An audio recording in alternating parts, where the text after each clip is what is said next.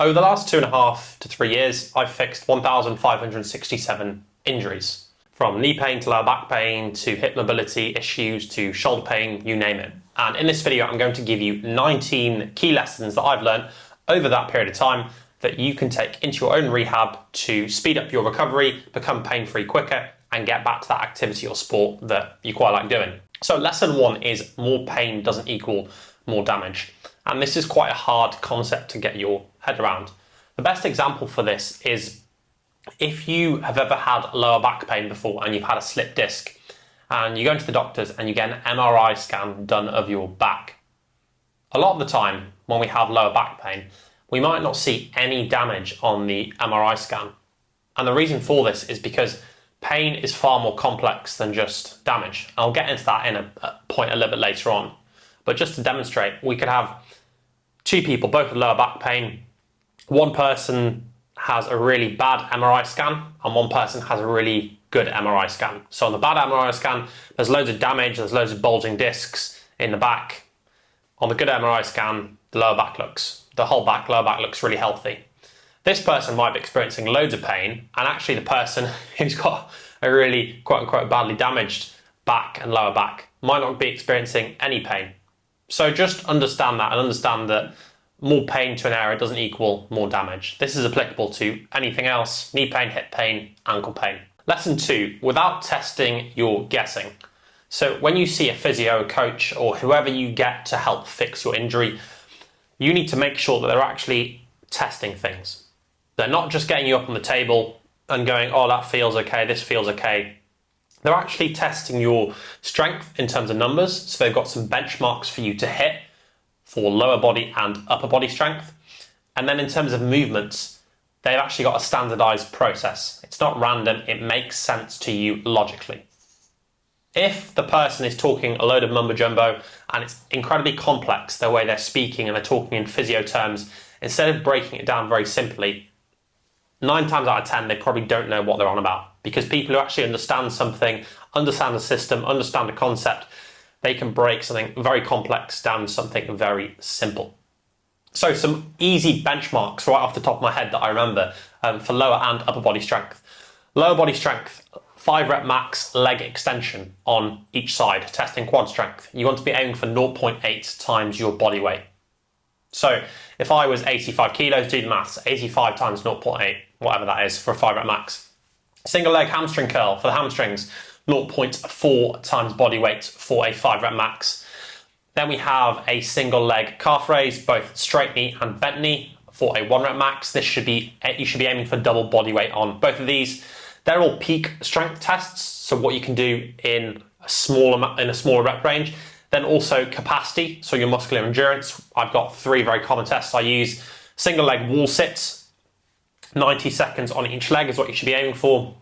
Then a single leg foam roller bridge to look at your hamstring capacity and your calf capacity, 45 seconds on each leg. And then a single leg bodyweight calf raise, 30 reps on each leg. Then for upper body, we've got a 5 rep max floor press, 0.5 times body weight, single arm row on an incline, supporting that weight. So we're just isolating that pulling motion, 0.5 times body weight again. And then we also have some of the ones for the shoulders. So an internal rotation hold, 0.15 times body weight for a 10-second hold. And then external rotation, 0.1 times body weight for a 10-second hold. If your physio or coach can't reel off a load of benchmarks like that and it's not constantly stuck in the head because they've done it so much, then I would probably bin them off and get someone else. Because if you haven't got any numbers to go off, then you have no way of measuring and seeing if you're improving, if you're getting worse, or if you're staying the same. Number 3, nutrition. Now, I'm not a nutritionist, but you should be hitting the basics with nutrition. And if you're not hitting or doing the basics, then doing any sort of rehab is pointless. And the basics in my head are eating 1.5 grams of protein per kilo of body weight. So again, if I'm 85 kilos, 1.5 times 85, go to work. I think it's above 160 grams of protein a day. So you need to be doing that. The other thing you need to be doing is just nothing specific, just a rough assessment in the mirror. Look at yourself in the mirror. Very simple question. Am I fat? Am I not fat? If you're not fat, fine. Carry on eating what you're eating. If you're fat and you need to lose a few pounds, then you need to be in a calorie deficit. And I'm not going to run through that, I'm not a nutritionist, but there's loads of stuff on YouTube about calorie deficits. One of the best people who explains it very simply is James Smith. Look him up on Instagram, on YouTube, explains a calorie deficit incredibly well, and this will help you lose weight very effectively long term. Number 4, stretching, especially static stretching, is very, very pointless. Let me explain why. So I'll use another example here. Let's say you've got a tight hip flexor, which is that muscle above your quad, right in the front of your hip joint. And a lot of runners will get this, or if you're sitting for long periods of time or standing for long periods of time, you might get some kind of nagging pain in the front there. The reason stretching doesn't do anything is because the pain you're getting is a nervous system response. Your brain is protecting that area for some reason. And what you're doing by stretching that area is you're fighting tension with tension, because the brain is creating tension in that area, which then results in pain. And what you're doing is you're trying to fight that tension with more tension by stretching that area. And most of the time, the real cause is in other areas, and it's usually a lack of mobility and strength. So just focusing on stretching that specific area is very short-sighted. I understand why a lot of people do it, but if you have hip flexor pain, for example, there could be issues at your feet and ankles in terms of mobility and strength. Hamstrings, glutes, abductors, adductors, how your spine moves, how your rib cage moves, the list goes on. The next point, walking is incredibly underrated, especially for mobility and overall health. Now, the mobility gurus, or people who do yoga or Pilates, or people who are selling specific stretching or mobility courses online, don't want me telling you this. But if you're not getting above 2,000 steps a day, and then you're going and doing a 5-10 minute mobility routine every day, you're wasting your time. You might as well just go out and go for a walk. I would aim for between at least 7,000 to 10,000 steps a day, because it's going to improve your overall heart health, your aerobic capacity, but also way more effective for mobility, because when you're walking, your spine is rotating, your hips are moving, your upper body's relaxed, your shoulder blades are moving, your shoulders are moving, like your neck's moving, everything is moving. Just think about that. Whereas when you're doing a specific stretching or mobility exercise and all you're doing is hyper-focusing on, I don't know, let's say you're doing a glute stretch, all you're doing is giving some short-term relief to that glute. Go for a 20-minute walk. 100 times more effective for full body mobility, conditioning, everything else. Next one is sleep more. Again, this is a basic thing.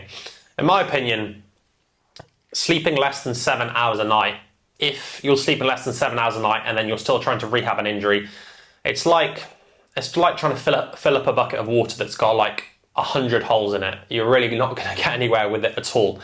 I also think there's a massive difference between 7 hours a night of good quality sleep and 9 hours a night of good quality sleep. I aim to get 9 hours a night, and I notice a massive difference even between 8 and 9 hours a night. Improves your overall health, improves your mood, improves your performance in terms of mental and physical. You obviously need it for recovery. If you're training a lot and you're doing a sports, it's just incredibly important. Everyone knows kind of things they should be doing for sleep, I think. I don't need to run through those in terms of like screen habits, not drinking a certain time before bed, reducing caffeine intake. I'm not going to run through all those, but you just need to sleep more. It's an easy thing that requires kind of a bigger lifestyle change that people just aren't doing. Next thing, which is a little bit controversial, don't listen to everything doctors say. I'm on about rehab here specifically.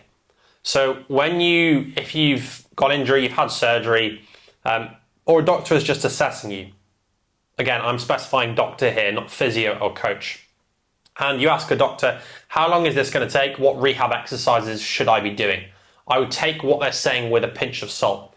The reason I'm saying this is because doctors are incredibly knowledgeable about what they specifically do.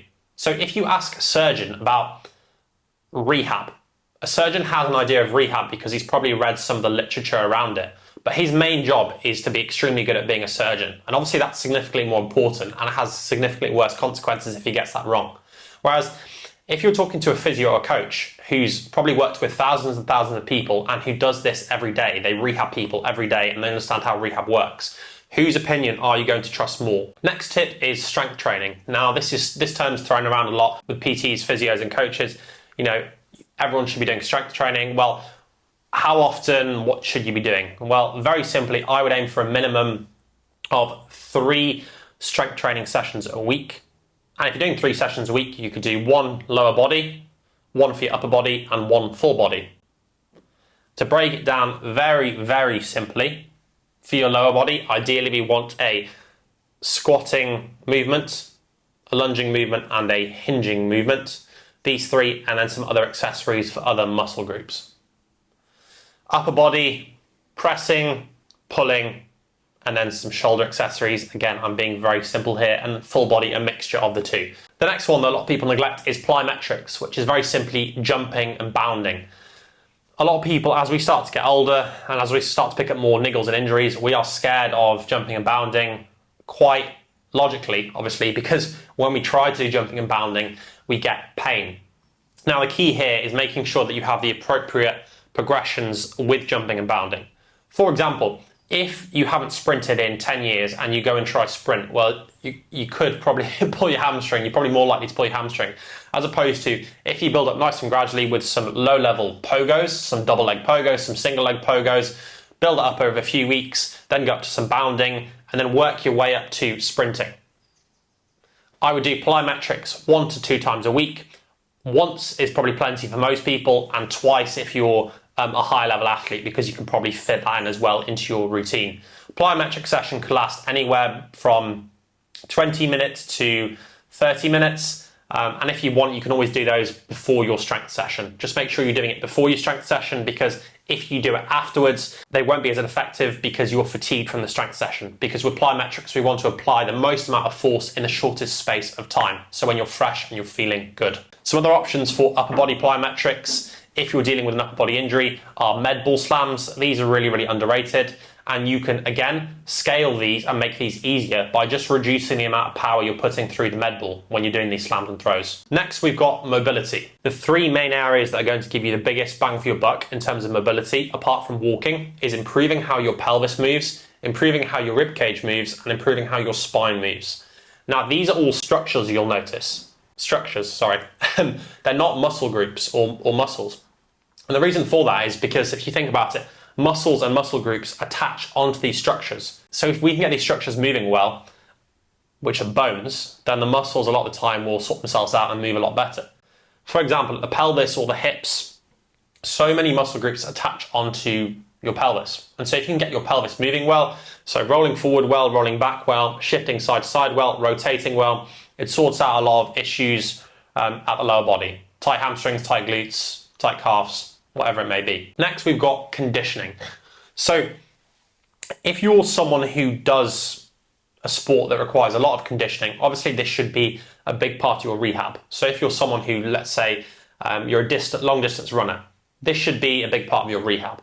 Obviously, if you're someone who just has a bit of knee pain and you just want to get back to walking pain-free, conditioning is good, but this shouldn't be your priority. And the reason I'm saying this is because in my head, strength training is slightly more important for a lot of people.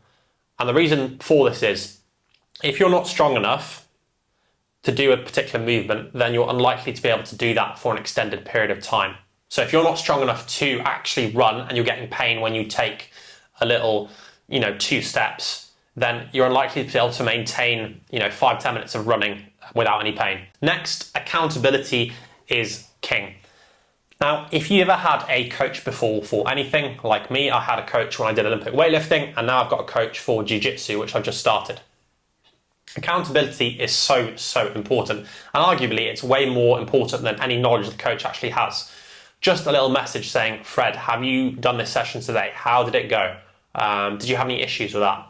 This constant repetition in your head, whether that be a coach messaging you every day or messaging you, once every week, twice every week, this keeps you accountable and it keeps you heading in the right direction. And you also feel guilty because you've invested something into that coach in the form of money.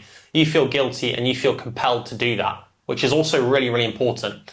This idea of if you haven't invested anything into something, you're way less likely to actually achieve it. That's the other reason I've done this with the sports I've done. Because regardless or not if the coach is really, really good or bad, I've invested into this coach, I'm going to do whatever he says. And honestly, even if it's not an optimal program and there's got some bad bits in it, if I do it 100% for 5 years, I'm likely going to be better than someone who kind of jumps in and does what he wants and doesn't stick to the program. Next, pain is complex. So I touched on this a little bit previously. What do I mean by this? Well, pain is not purely just physical. It can be affected by your beliefs around particular injuries. It can be affected by trauma in childhood, if you've been bullied, all this sort of stuff, and if you had a bad or good relationship with your parents. How well do you sleep? How good is your nutrition? Do you have a bad relationship with alcohol? Do you smoke a lot? Lifestyle stuff. And if you imagine like a massive Venn diagram or a mind map, there's like 100 million different points that we could talk about here. But essentially, again, don't listen to people that say pain is just one particular thing. You know, oh, you've got knee pain because your knees cave in. Well, yeah, maybe for that specific person, but it's like, how many other factors have we not talked about there? So understand that pain is complex, and understand that fluctuations in pain day to day are very, very normal. What you want to focus on is the decrease in pain over a longer period in time. So weeks, months, years, especially if you've been dealing with an injury for a long period of time. Next, realistic expectations. So, as I mentioned, if you've been dealing with an injury for 2, 3, 4, 5 years, let's say lower back pain, because that's a great example, and you come in to see a physio or a chiro coach, and they say, oh, I'm going to fix you in 2 sessions. They're lying to you, and it's completely unrealistic. If someone came in to me and said, oh, I've had lower back pain for 2 or 3 years, and I've had like 2 or 3 surgeries, and I can barely walk, I'm like, minimum for me, it's going to be 4 months. Minimum for most people. In some cases, maybe less, in some cases, a lot more. But most people, like 4 or 5 months, I'm going to say minimum. It's going to take us this amount of time to see some significant change. Not even necessarily be pain-free, again, dependent on the person, but to see some significant change. Because you've been dealing with it for 2, 3, 4, 5 years. Your brain is accustomed to being in pain and moving in a particular way. It's going to take some time. Just like with training and getting stronger, especially when you're an intermediate and advanced lifter. If you're an intermediate lifter and you've been lifting for 3, 4, 5 years and your back squat has plateaued, it's going to take you a long period of time to even improve that by a few kilos. And you need to look at rehab in a very similar way. Next, rehab should look like training. So if you go into the gym and you see someone training, you shouldn't be able to tell if they're doing rehab or they're training. If you go into a gym and you see someone sat on the floor doing some really shit banded mobility exercises for 5 minutes, and then they fuck off and go away and they say that's their rehab, that isn't rehab. Rehab should literally look identical to training. The only difference is that the goals are different. With rehab, for example, with knee pain, the initial goal might be getting rid of that knee pain. And the exercises you do for that are different to ones that you would do when you have a healthy knee, so to speak, but the person would still be working incredibly hard. The session would still probably be like 45 to 60 minutes. It wouldn't be any shorter than a training session. And yeah, they would still have a tangible outcome, a tangible goal from that. You are responsible for doing the work. So you can have the best physio or coach in the world, you can have the best sleep in the world, the best nutrition, but if you're not going to consistently do your rehab sessions and interact with your coach and give feedback and engage with the process and believe what you're doing is going to work, then you are not going to get anywhere. And this is just a bit of a harsh truth, harsh reality, but yeah, just bear that in mind if that is you. Hands-on treatment isn't a long-term solution. So if you've been going around in circles with taping, massage, a chiropractor giving you adjustments for your back, it's not a long-term solution. Because what will end up happening is you go around this cycle where you go in, get a massage for your shoulder pain. Go and get a massage, it feels good for maybe a few days, even maybe a few weeks. But then you get the shoulder pain again. And then you go back round, get a massage, and back round, and back round. Why is this happening? Well, you're not focusing on the things that actually matter when it comes to shoulder pain. Are you getting your shoulder stronger, more mobile, more confident? Are you exposing it to things that you'd be doing in that sport? Probably not. You're probably just resting it and then praying the massage is going to fix it. That is why it's not doing anything. And this is the same for taping and chiropractors giving you adjustments. They're not improving the things that matter. They're actually just making it worse, because as you continue to do these things, you're getting weaker, you're getting less mobile, you're getting less confident, and you're probably more likely to be in pain for a longer period of time. What you actually need is a structured rehab program that focuses on improving all of these different things: mobility, strength, confidence, And improving those things will then reduce your pain as a result. Next, previous injuries really matter. So if you come in and you've got knee pain and previously you've had no injuries at all, this is the first time you've got knee pain, the amount of time it's going to take to fix that is likely going to be a lot shorter than someone who's come in and they've had 4 ACL surgeries before. Because obviously that area is going to be incredibly sensitive to pain. It's going to be a lot weaker. You're going to walk different. You're probably going to run different. You're going to do everything differently. And so you just need to bear that in mind. If you've had a lot of injuries in the past, again, this goes back to this idea of realistic expectations. You need to understand that this could be an incredibly long process. If you've had 4, 5, 6, 7 surgeries or injuries previously, and then you're coming to a physio and expect to be fixed in one session, it's not realistic at all. The final point is ideal outcomes. And this ties back into expectations a little bit. So a good physio or a good coach should ask you when they're going through your assessment, what is your dream outcome? What is your ideal outcome from working with me?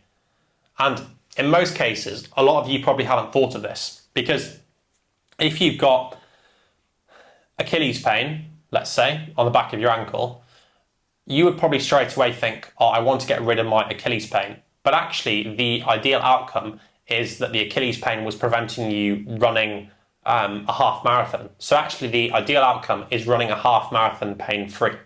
Can you see how that's a very different outcome?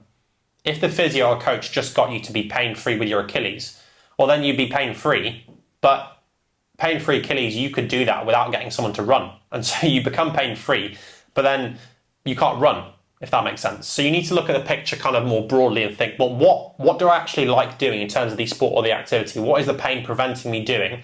And therefore, what do I want from this? Because in a lot of cases, it's not just being pain-free, it's being able to do a certain activity or sport or something with your family or friends that you love doing. If you want to work with me one-to-one, just check out the top link in the description.